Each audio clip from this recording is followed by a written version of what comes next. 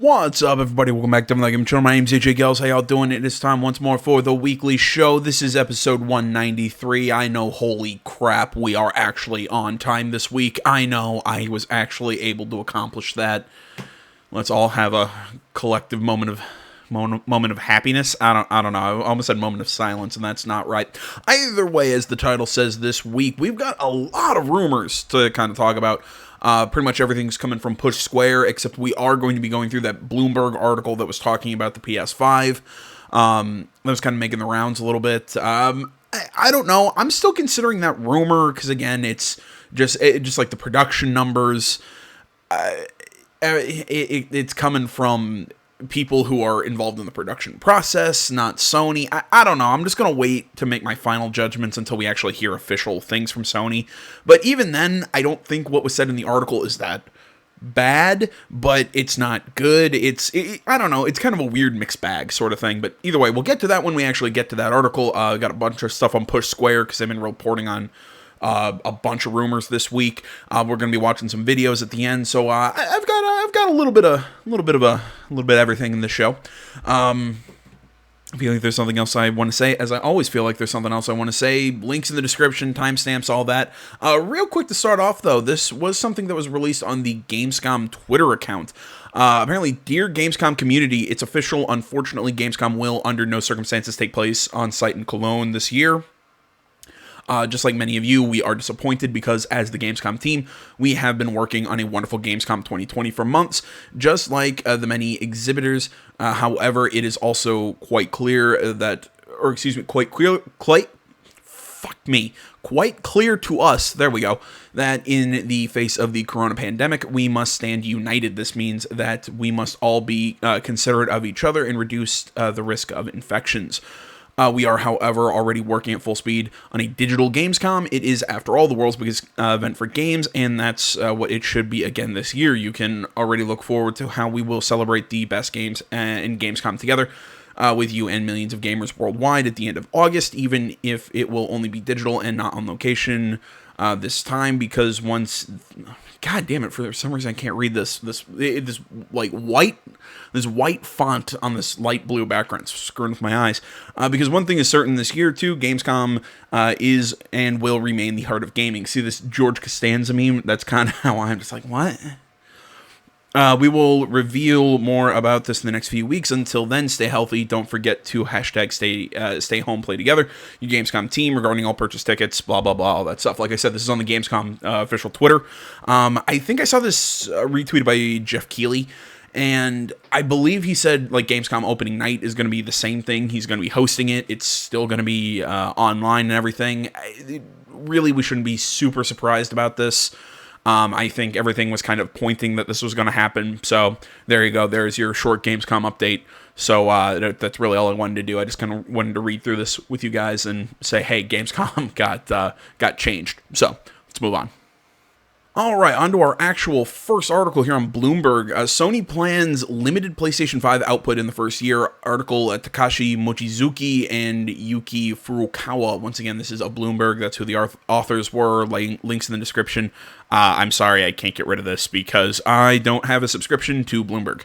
Either way, apparently Sony Corp plans to produce far fewer units of its upcoming PlayStation 5 in its first year than it had for previous generation consoles launch, according to people familiar with the matter. The Tokyo-based tech giant is limiting its initial production run in part because it expects the PS5's ambitious specs to weigh on demand by leading to a high price at launch.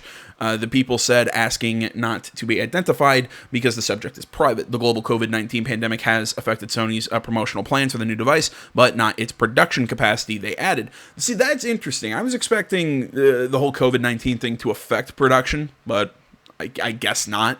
Which, later in the article, it'll actually kind of say this, that because of its higher price point, or the suspected higher price point, that's why they're producing less consoles, which doesn't make a whole hell of a lot of sense to me, but that's just me. But Let's keep moving here. The company has told assembly partners it would make 5 to 6 million units of the PS5 in the fiscal year ending March 2021. According to other people involved in the machine supply chain, when Sony released the PlayStation 4 in November 2013, it sold 7.5 million units in its first 2 quarters. Okay, you see, these are weird numbers to look at because for one, we don't know when exactly the PS5 is going to launch. We don't know. I mean, that's units sold based on the units that they're shipping, so we don't know how many PlayStation 4s were actually shipped in that opening first 2 quarters. And again, that's 2 full quarters based on, we don't know when the official launch date of the PS5 is going to be. I'm going to guess they're going to try and match sometime with Xbox and probably do it sometime October, November. I'm trying to think here.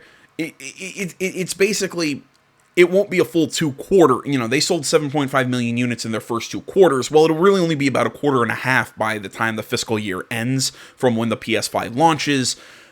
It sounds like I'm trying to spin this, but I'm not. I'm just saying the numbers are kind of hard to compare and contrast. Mix that with the fact that we're coming off a global pandemic. We're coming, you know, or by this time we'd be coming off a global pandemic. The economies are kind of revigorating themselves, so that could also have something to do with the fact that they're planning to ship less units, thinking that less people are going to buy it, especially seeing that, given, again, what we find out later in the article, the expected price point is going to be about $100 more than what the PS4 was. Basically, what I'm saying is, we aren't comparing apples to apples here, saying the PS4's launch and the PS5's launch. Basically, here's what I'm trying to get at. Shipping less units might not be a terrible thing. That might not be that's not cause for alarm. The question is it going to be impossible to get myself a unit? That is my question. Like, how difficult are we going to? Are there going to be massive wait lines? Is there going to be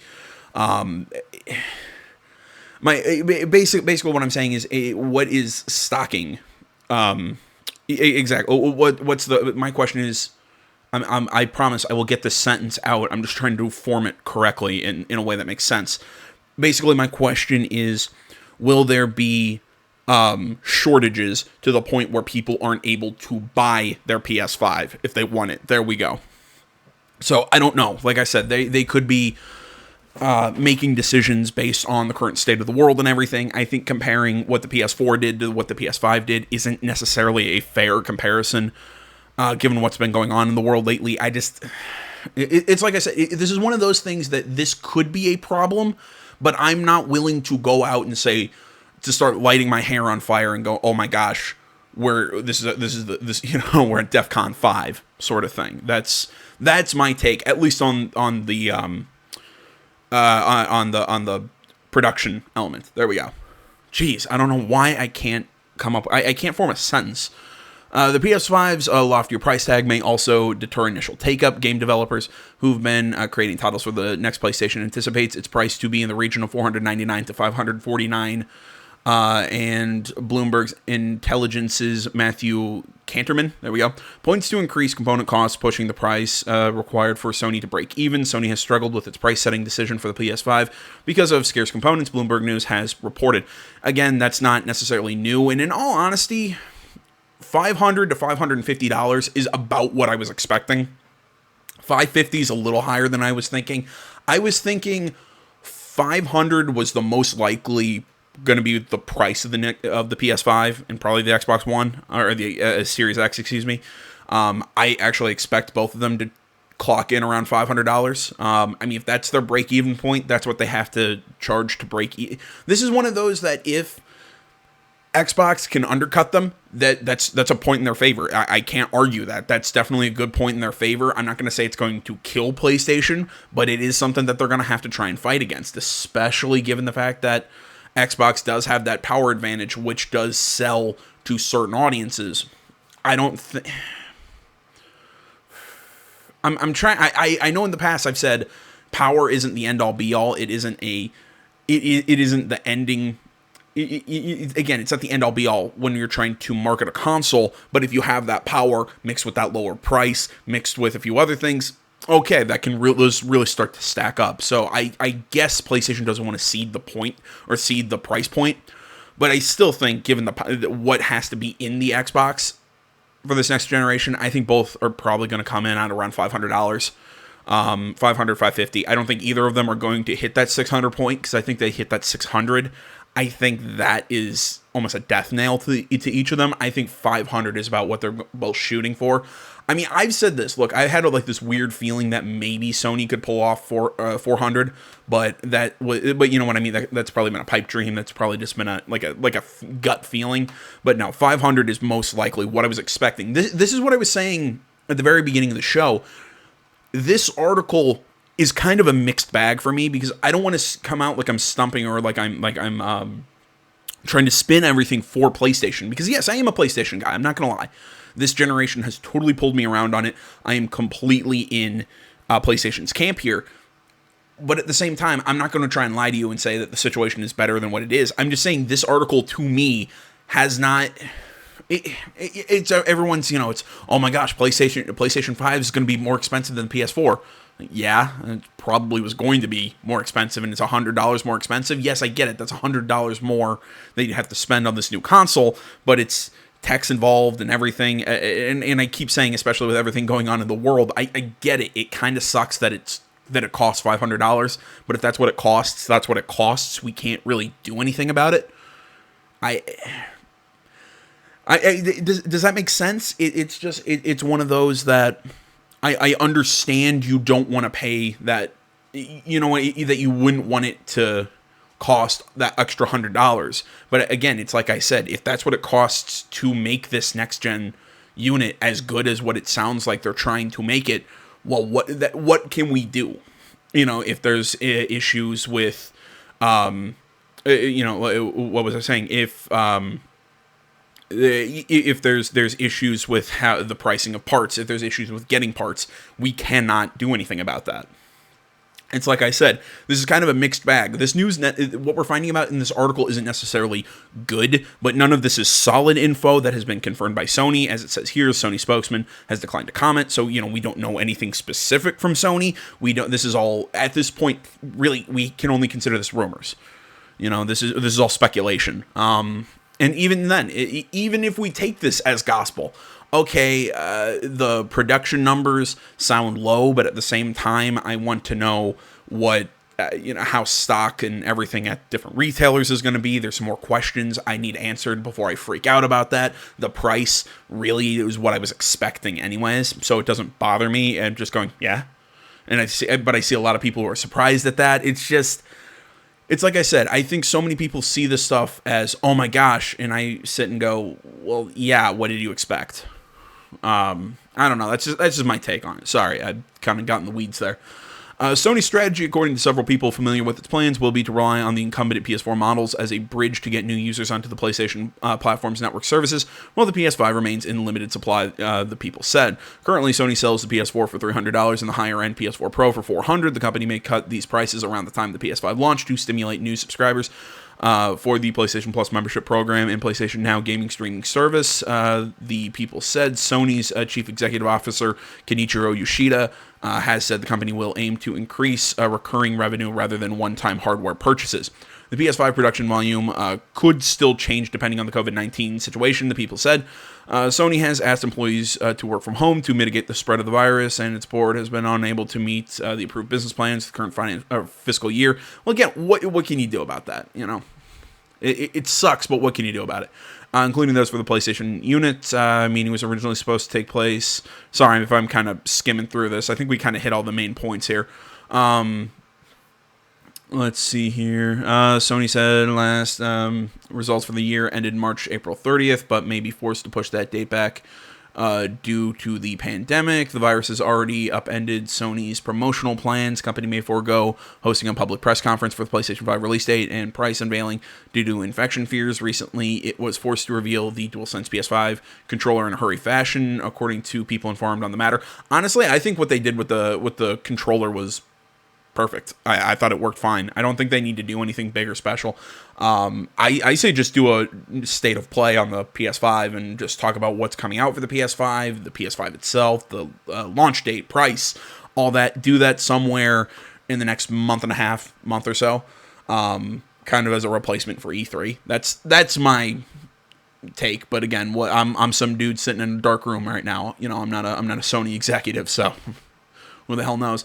Only a small circle within Sony are privy to the appearance of the PS5 console. The controller has been shared outside developers. Still, Sony remains likely to delay the launch as arch rival, whatever. Microsoft doesn't push back the release date of the next generation Xbox. Also expected at the end of the year. Sony won't delay either. PlayStation and Xbox, especially in the US, may force both companies to sell their new consoles at a loss. I think both may end up at $450, even though they would lose money at that price, said Damien Thong, an analyst at Marquee Capital. Macquire. I have no idea how to pronounce that. Honestly, I suggested that. I would say I think I said that in a video not too long ago. If I was working at Sony, if I was in those boardrooms, I would be throwing that out there, saying like, hey, look, let's sell it at $450. Or, you know, $400, $450.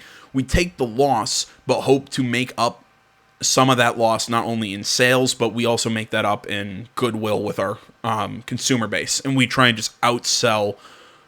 We just try and outsell Xbox in that capacity. That was my take, but whatever. That was me. Suppliers have started delivering components to PS5 assemblers, schedule and all that. COVID-19 travel restrictions have prevented Sony engineers from flying China. Software front, Sony has particularly warned about COVID-19 pandemic. Okay, so yeah, like I said, we hit the main points. If you want to read everything in detail, again, link will be in the description. But I think I've hit all my main points here. It's just, none of this scares me. I'm not ready to go out and light my hair on fire. Is this good news? Not necessarily, but at the same time, I think this news could be better or worse depending on how you want to read it, depending on what you were expecting going into the article. So again, I'm saying this is not good, but this isn't horrible. But also, let's wait to hear what Sony says officially. That's my take on it. Let's move on. All right, let's move on to something that I was really hoping wouldn't happen. This is an article on Push Square. Liam Croft, rumor, Resident Evil 4 Remake is in development, aiming for a 2022 launch. Okay, let's go ahead and read this. According to Video Games Chronicle, a website quickly becoming known for an incredibly reliable source of information and leaks, Capcom has a Resident Evil 4 remake in development right now at Support Studio M2. Original director Shinji Mikami has given his blessing in the project, which aims to release at some point in 2022, presumably on PS5. Mikami was approached to direct the remake, but he turned it down he turned down the opportunity to focus working on Tango Gameworks' Ghostwire Tokyo, which I still want to know more about, because that game looks really cool, but have heard jack crap about that in about a year and a half. Instead, he has provided, quote, informal advice on its direction, end quote. One source told VGC that a newcomer to the series will be directing Resident Evil 4 Remake in his place. The site in question has gained a reputation for trustworthy reports, so we reckon this one is right on the money. Fans have been debating whether or not Capcom would choose to remake Resident Evil Code Veronica X or Resident Evil 4 next, and it looks like the Japanese publisher has gone with the latter. Let's hope it gets it right this time around after Resident Evil 3, because this is a behemoth of a project when you take into consideration the love of the franchise's fourth entry continues to receive. No, I think that last point is very good. Is exactly right. Look, you cannot have another Resident Evil 3 situation here. Look, I've made my thoughts on this true in the past. If you are going to do a remake of this, it almost should be a shot-for-shot, beat-for-beat remake of Resident Evil 4. I mean, look, if you want to add some things, you want to change some things up, fine, you can do that. But at the same time, do not change the tone, do not change the idea of this game. I mean, look, if you want to make Ashley a lot more bearable, if you want to make controlling her and giving her orders and everything a lot less, making you want to actually rip your hair out, fine, do that. But for the love of God, do not take an axe to this game, because Resident Evil 4 was so freaking good. Look, and maybe it's because I have an emotional attachment to it. This was my first Resident Evil game. I think this was a lot of people's first Resident Evil game, in all honesty. Or maybe not. I don't want to say necessarily first Resident Evil game, but honestly, I think this is a lot of people's most beloved Resident Evil game. I mean, Just that opening section, with the chain, with the guy with the bag on his head, the chainsaw, that opening village where everybody's coming at you until that bell in the church rings.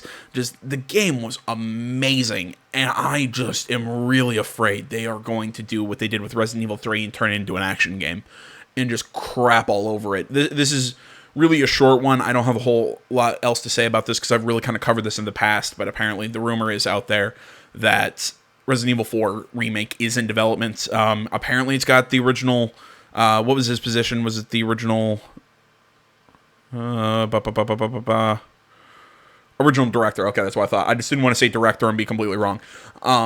Yeah, they got Mikami's blessing on it, so I guess that's good, but it's like I said, at the end of the day, man, don't screw this one up. Alright, continuing on with remakes or sequels or whatever that you really hope don't ruin the franchise. Apparently, upcoming Batman game reportedly is a fresh start with co-op and playable Bat Family, article Stephen Talby pushed Square. We've been waiting to see what WB Montreal is up to for what feels like an eternity. The developer has been teasing a new Batman game since September of last year, with mysterious social media posts hinting at a game featuring the Court of Owls. Fast forward to now, and we're still none the wiser, really, save for a fresh report that claims to have some extra details. Geeks Worldwide has the supposed scoop. According to the site, quote, sources close to GWW, end quote, are saying this new Batman game is a soft reboot. In other words, this isn't a Batman Arkham title, it's the start of a new fiction. Apparently, the initial plan was a direct sequel to Arkham Knight starring Damian Wayne, Bruce's son, but this project was canceled. The site claims this fresh start will kick off a new, quote, DC game universe, end quote, when it releases in the fall. Furthermore, Rocksteady's next game will apparently also be set within the DC game universe, which I believe people have been thinking it's going to be a new Superman game. I believe that's what the thought behind that is. GWW also claims to know WB Montreal's game will feature co-op of some sort in a playable Bat Family. Presumably that means you'll be able to take control of characters such as Robin and Catwoman, as well as the Cape Crusader himself. It's hard to say whether any of this is accurate, but the site seems confident in these details. However, we're close to an official unveiling. Warner Brothers Games was planning an E3 blowout of big titles, so we should see this new Batman title soon. Alright. I'm trying to think how to phrase this. I look at this with hopeful optimism because I loved the Arkham games. I did. Asylum, I know Asylum's loved. I mean, I had some issues with Asylum, mostly with just that backtracking in that game was a real pain in the ass. But for the most part, I loved the Arkham games. I loved all three of them. Yes, even Arkham Knight. I know that there's some questionable moments in Arkham Knight, but for the most part, I loved Arkham Knight as well. I'm trying to think here. I like the original. I love the original trilogy. I'm just trying to get behind a soft reboot, and especially 'cause they're saying this isn't being done by Rocksteady. I just don't know, man. I just don't know. Hopefully they keep that the combat system from Arkham Knight, and I'll also throw in Mad Max because that also had that same combat system. Hopefully they keep that combat system. I hope that it's not going to be a required co-op kind of thing. I'm fine with kind of like a playable Bat Family, something that kind of feels like Sly Cooper when you're switching out between your different characters or whatever. So you have different missions that require different members of the Bat team or whatever. This could be really good. This could be a really cool idea, but at the end of the day, they've got some stiff competition and they've got a lot to live up to. Again, this is kind of like the Resident Evil 4 rumor, where you need to nail this on the first try, and if you screw it up, I think people will be coming for your heads. That's my take here. Alright, keeping up on these rumors, apparently there's going to be an Assassin's Creed PS5 reveal just around the corner. Article by Liam Croft. This is also of Push Square. Let's see here. Ubisoft will have the next installment of its Assassin's Creed franchise ready for this holiday to coincide with the launch of the PlayStation 5 that we can be almost certain of, and it looks like the French publisher is getting ready to spill the beans on this Viking-themed departure. One reliable insider has tweeted that news. on the next entry will be coming soon. Shinobi 602, who runs communications at Wushu Studios and is known as a trustworthy source alongside the likes of Jason Schreier and Daniel Ahmed, said that we're almost there when when asked about the next Assassin's Creed title.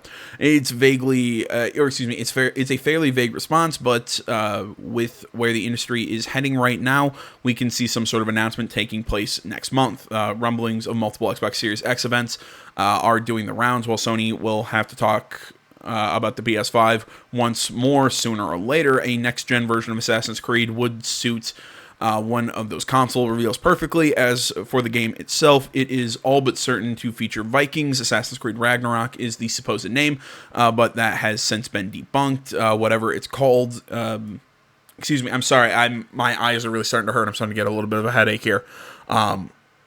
So sorry, my eyes are kind of going out of focus. Let me gather my thoughts real quick. Okay, sorry.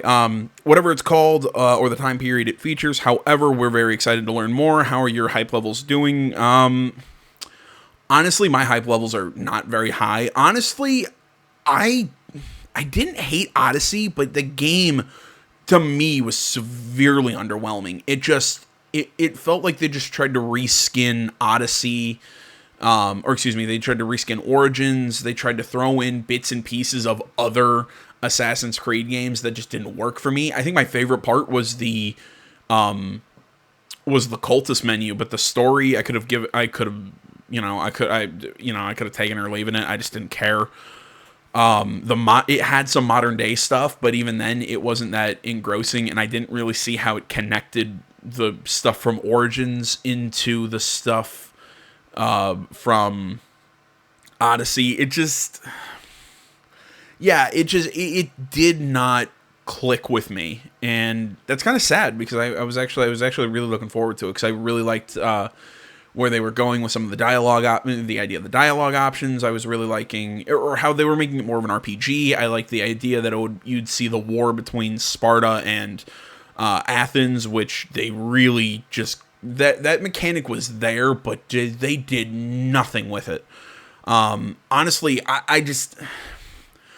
my hype level in this kind of sucks because this is really this is a video game series that's so close to my heart, has just really kind of been dying down as of late because I think they've made some mediocre titles. I mean, they made some standouts. I thought Syndicate was really good. I thought Origins was really good, but and especially with this being the first one on the next gen hardware, I'm really hoping we don't have another Unity situation on our hands. So I don't know. This is one of those I'm gonna have to see more. Am I excited for? No. Am I interested in? Oh, I'm always interested in another Assassin's Creed game. I'm always up for playing another Assassin's Creed game. Hell, I still haven't finished Odyssey, in all honesty. It's one of those I've just had more pressing things to do. I will get back to it, but I don't know. As far as what do I think the next one is, it's probably going to be Vikings, let's be honest. These leaks are usually pretty accurate. Everybody's saying, oh, it's not going to be Assassin's Creed Ragnarok, but I have a very strong feeling it might. That might actually be the title of it. But no, I'm pretty sure it's going to be Vikings and all that. And I like that setting. It's just, again, it comes down to how they use it and what they do with it. I think they could have an Assassin's Creed 4 game, which is, in my opinion, probably one of the best pirate games that's been made.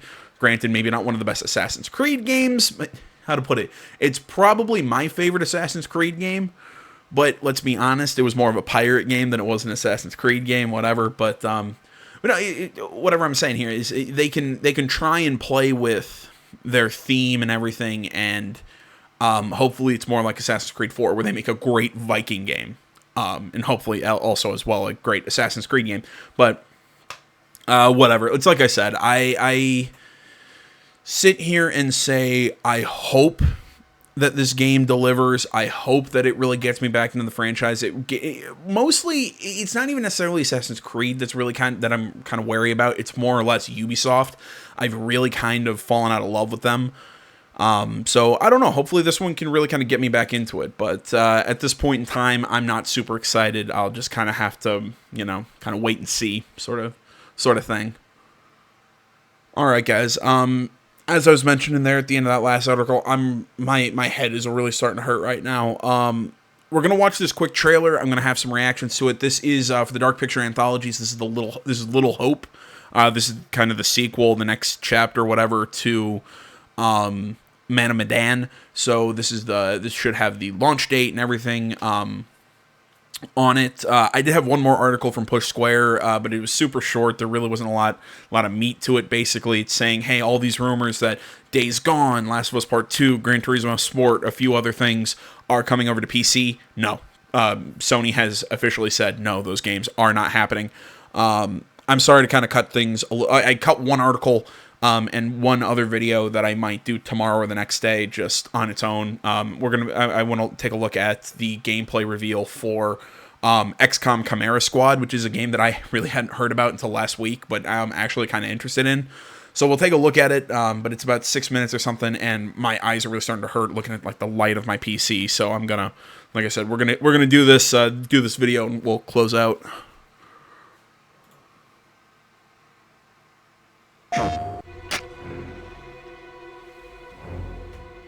Hello.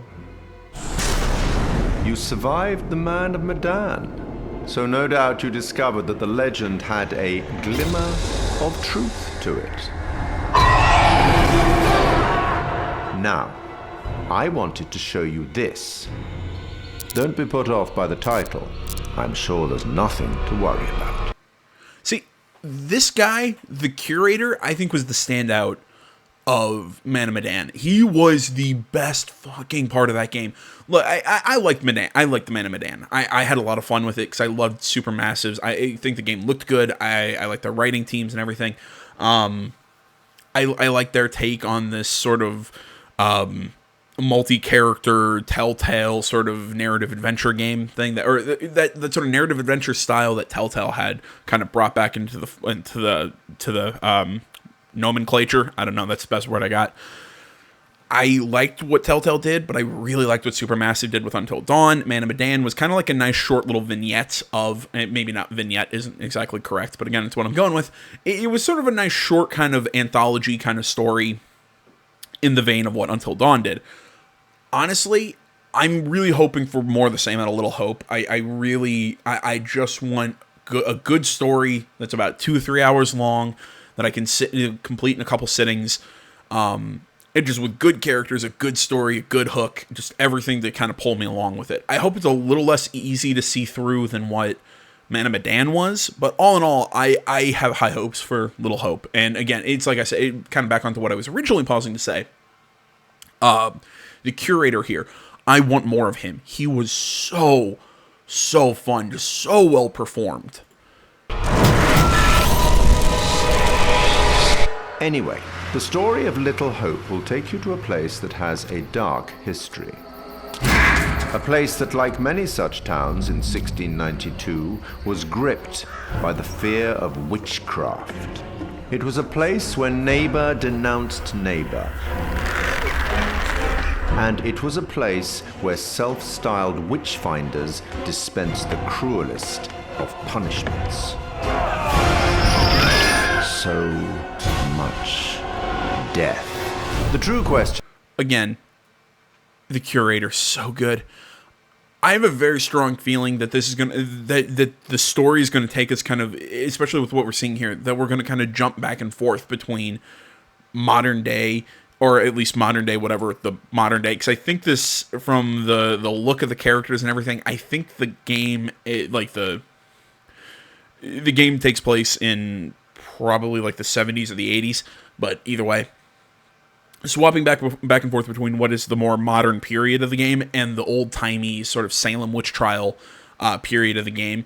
And I'm going to guess that the characters are somehow descendants of these witch hunters, and the witches' ghosts or spirits or whatever are hunting them. It's going to be very much in the style of kind of like the Blair Witch Project. I have a feeling, but I could be wrong. Total guess, but that's what I'm shooting at. Of course, was whether the accused really did consort with evil, or was there a dark presence manipulating those who accused them? Together, by God's grace, Little Hope will prevail. Or perhaps... Oh, that's some really bad audio. Entirely. I dare say we'll find out. And find out you must, if you want to stay alive and keep those around you safe. What is that?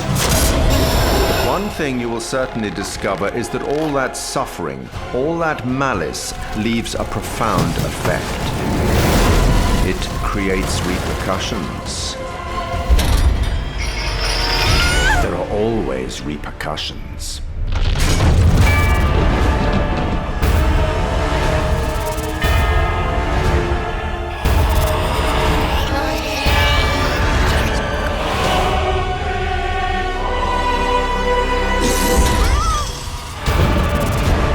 I hope to see you soon. Maybe in Little Hope, maybe somewhere else. It's inevitable.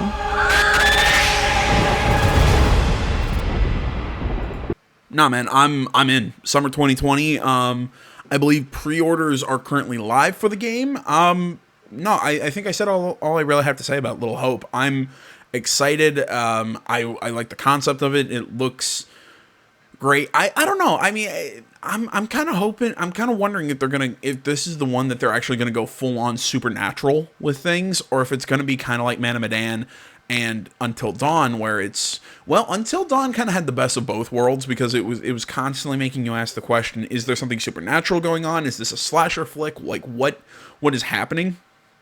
And then it kind of ended up being both. Check out the by the way, check out the Until Dawn LP, by the way, because I did one of those and it was a lot of fun. So we did that, and then Man of Medan was really psychological horror. By the end, you really find out there's a fully understandable scientific explanation for what's going on. So with Little Hope, I'm not sure. Are they going to go full blown supernatural? Is it going to be one of those that it may be supernatural, maybe real life, maybe I don't know. But I'm either way, I'm excited. So here's looking forward to Little Hope sometime summer 2020. Obviously, we'll do an LP for it. All right, guys, like I said, I'm not feeling super hot right now, so I think I'm going to call the show here. I expect to see a game or like a reaction video to this kind of like gameplay reveal that the Firaxis and the developer, or yeah, sorry, I'll slow down a little bit here. That the developers of XCOM Chimera Squad did. We'll take a look at that. It's about like a 6-minute video, so it should be a short video in the next coming couple days. So check back for that. Come back next week for the next show. Thanks for watching, guys. As always, social media is in the description, along with timestamps and links. Like, comment, not already. Please subscribe to the channel. Stay tuned more next time. Till then, my name's AJ Gill. It's the Sound Like Game channel. I'm out.